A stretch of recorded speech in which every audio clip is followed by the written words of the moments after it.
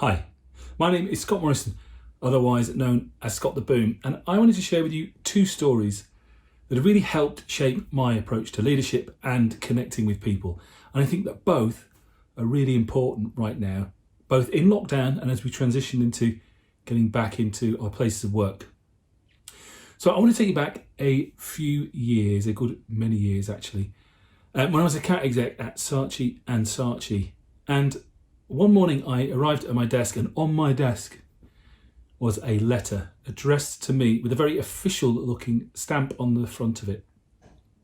When I opened the letter, I had what I would probably only liken to a Charlie and the Chocolate Factory moment where I'd received my golden ticket, because inside the envelope was an invite personally addressed to me, plus one actually, to have breakfast with Nelson Mandela.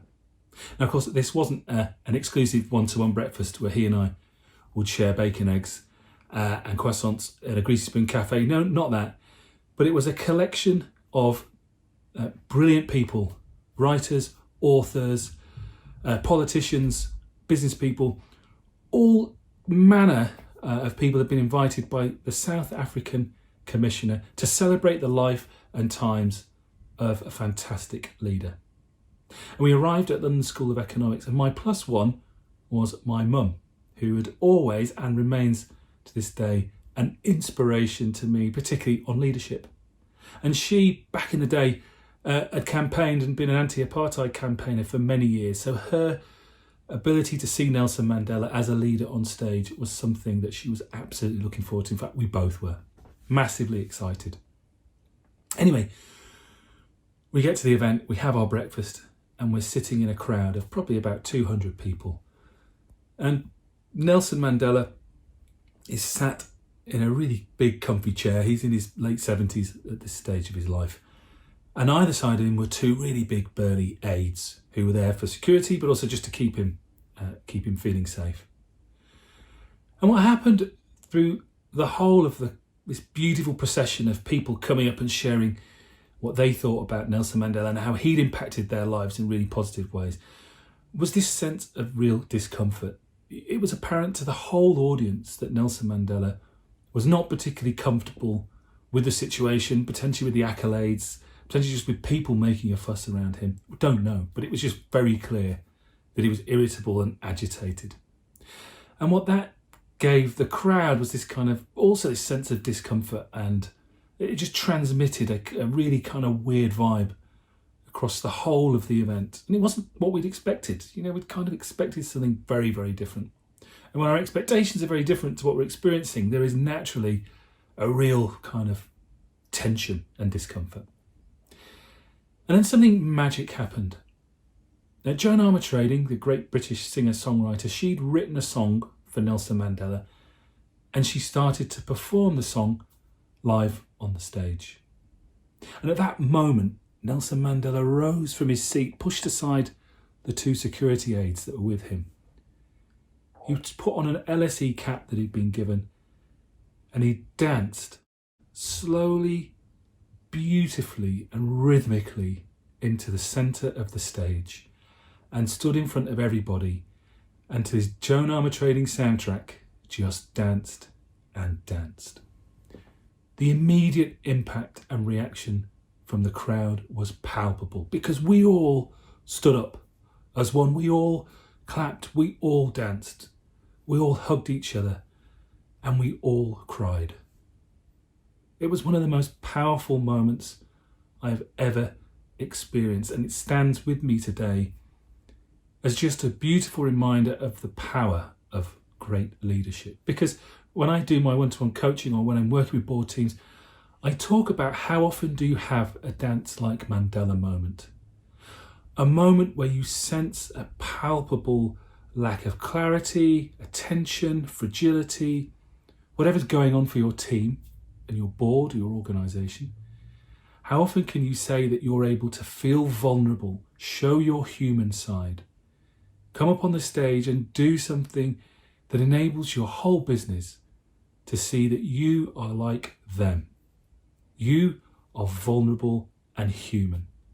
Because once you do that, It enables the whole of the organisation to breathe a sigh of relief. And indeed, the power and the impact of that very small gesture might well be that people feel more inclined to do what it is that you're asking them to do, particularly during very, very difficult times.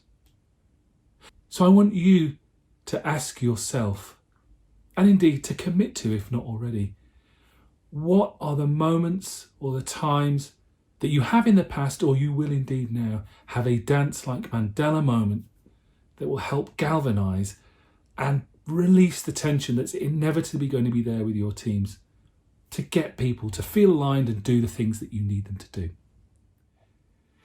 My second story involves a leader, but from a very, very different genre altogether. A friend of mine who used to live in Belgium was fortunate to spend some time, mainly in the latter years, of the great singer Marvin Gaye. And one day when they were in a bar, he plucked up the courage to have a conversation with Marvin Gaye, and he asked Marvin, "What is the best piece of advice you've ever been given?" And Marvin Gaye turned and looked at me and just said, "Do you know what? Give everyone 5 minutes. Give everyone 5 minutes."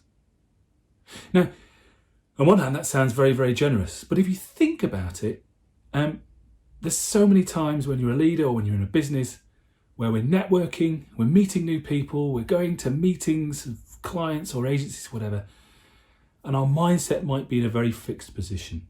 We might not want to speak to somebody. We might not want to meet new people. We might not want to go the extra mile and network. And yet, that's where the opportunity is. So here's a little bit of an embellishment I've added to that great piece of advice, which just helps, I think, make the most of that 5 minutes and the most of the opportunities that you might get from it. So what I always suggest is when you meet somebody new and you're looking for that first burst of conversation, don't start with what do you do and who are you and where are you from.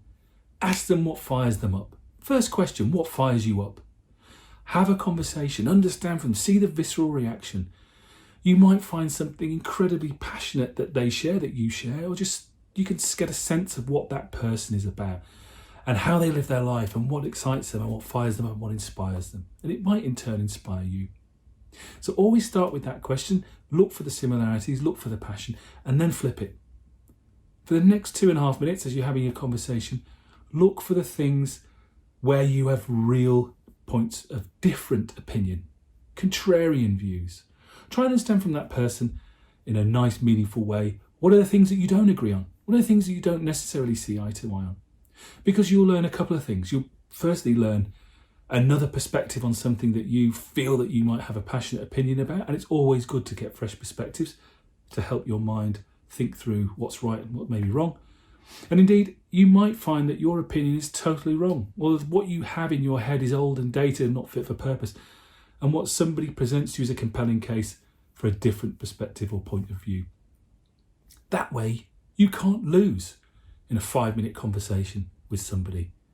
And if you do make a great deep connection, you've probably made a really strong connection for a longer period of time. You can create value, maybe work together, I don't know. But after 5 minutes, you may have made a lifelong friend.